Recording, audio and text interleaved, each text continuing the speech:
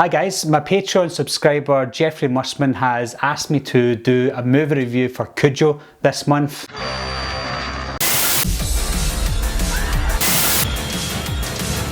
Everybody's a suspect! Coming to get you, Bobber.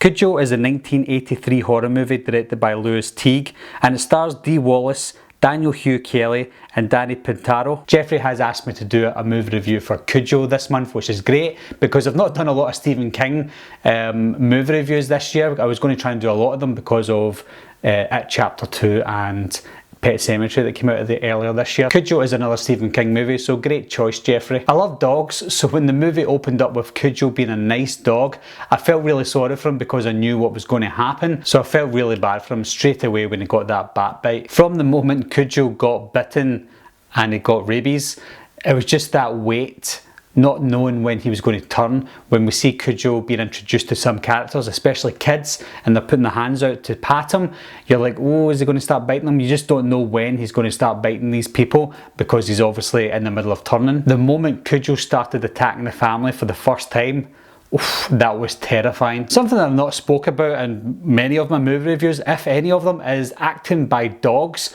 or animals for that matter. And Cujo, if his name was Cujo, I can't remember. He was a great dog actor. Everything that he done was great. I think he looked very scary and he's probably a really lovable dog as well. I think the makeup helped a lot. Seeing Cujo as a nice dog at the beginning and the makeup that they used progressively throughout the film, making him look scarier and scarier with all the blood on him as well, then that really helped. It was interesting to see how the people behind the scenes got Cujo to do what they wanted him to do. You can actually see in one scene when Cujo is attacking the car, you see from a distance, you see somebody in the car waving something, trying to do something and make Cujo react the way he did. The little boy, Tad, he was good. You know, he's one of those annoying kids that you see one of those annoying kids in every family, one of those annoying kids in every street, and that's exactly what he was, just one of those annoying kids.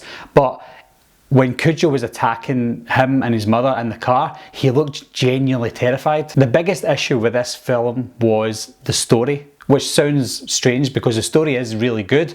I think stretching it out to an hour and a half though was going to be a hard task because there wasn't much happening, and then when they got to the final showdown, the final reason for the movie with Cujo surrounding this car, there wasn't much left to do, and there was only a couple of characters left as well. So with this type of story, it was quite hard for them to expand on anything. This is only the second time I've seen this film. The first time I seen it was over 20 years ago, and when Cujo jumped through that door at the very end, I actually got a fright.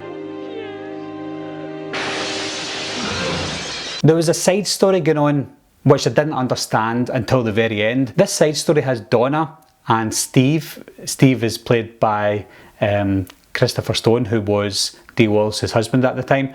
They've got these two characters who are having an affair, and this is part of a side story when you've got Vic and Tad, the father and son as well, and you can see a good bond between Vic and Tad.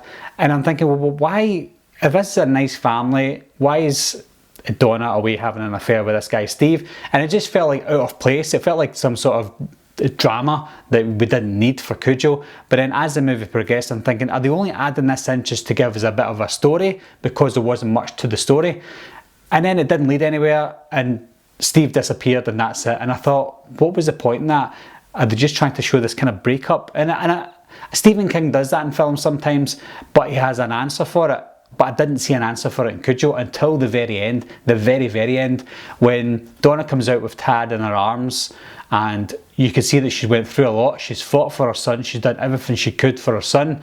You can see when Vic turns up and sees what has happened, she looks at him with like, I don't know, it's hard to explain, but look at him like, this is what I would do for my family and to keep the family together, because she did admit what was happening and she tried to explain to him that it was a mistake, I want this to work, and he wasn't sure if that's what she really wanted. But you can tell obviously she wants the family to stay together, obviously, as well as keep her son alive from a maniac dog.